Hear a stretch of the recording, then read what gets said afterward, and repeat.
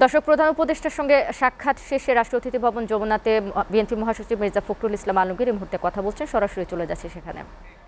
বিষয়টি আমরা তাদের সামনে নিয়ে এসেছি যে যাতে করে দ্রব্যমূল্য কমানোর জন্য কাজ করা যায় এবং টিসিবি ট্রাকগুলোকে আমরা বাড়ানোর জন্য বলে এসেছি, আর প্রতি এলাকা ভিত্তিক বাড়ানোর জন্য বলে এসেছি।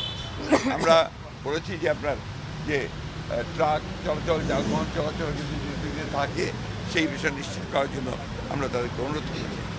সেই সঙ্গে আপনার কৃষিতে বিশেষ করে আপনার সার বিতরণের ক্ষেত্রে যে সমস্যাগুলো আছে সেই সমস্যাগুলো দূর করে এখনও আপনার সেই লাইসেন্সের দোসররা নিয়ন্ত্রণ করছে, সেগুলোকে আপনার মোটামুটিভাবে জনগণের পক্ষে যারা আছেন তাদেরকে নিয়ে আসা এবং এটাকে সহজ করার জন্য আমরা অনুরোধ করছি যাতে ব্যবস্থা করা যায়।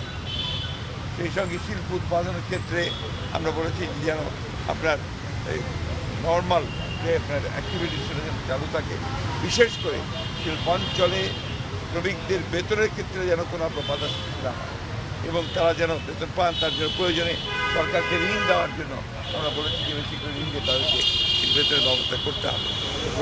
আমরা আরেকটা বিষয় অত্যন্ত গুরুত্বপূর্ণভাবে বলে এসেছি যে ইউনিয়ন পরিষদ যেগুলো এখনও আছে, এই ইউনিয়ন পরিষদগুলো বেশিরভাগ সময় এই ফ্যাসি সরকারের আমলে জবরদস্তি নির্বাচন করে তাদের মতো করে এসেছিল।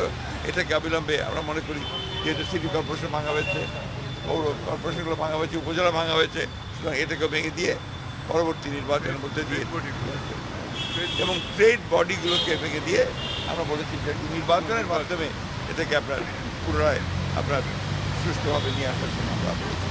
সামগ্রিকভাবে আমাদের সমস্ত রাজনৈতিক দলগুলোর সাথে আলাপ আলোচনা করে জাতীয় ঐক্য সৃষ্টি করার ব্যাপারেও আমরা আহ্বান জানিয়েছি।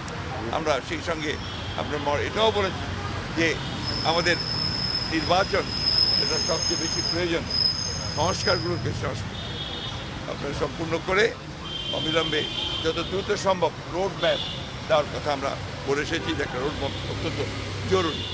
এই কথাগুলি আমরা তাদেরকে বলেছি এবং প্রধান উপদেষ্টা এবং তার সঙ্গে যারা সঙ্গী ছিলেন তারা অত্যন্ত শান্তিপূর্ণভাবে মনোযোগ সহকারে আমাদের কথাগুলো শুনেছেন এবং আমরা বিশ্বাস করি যে তাগুলো গুরুত্ব দিয়ে তারা এটাকে প্রয়োগ করার ব্যবস্থা করবে।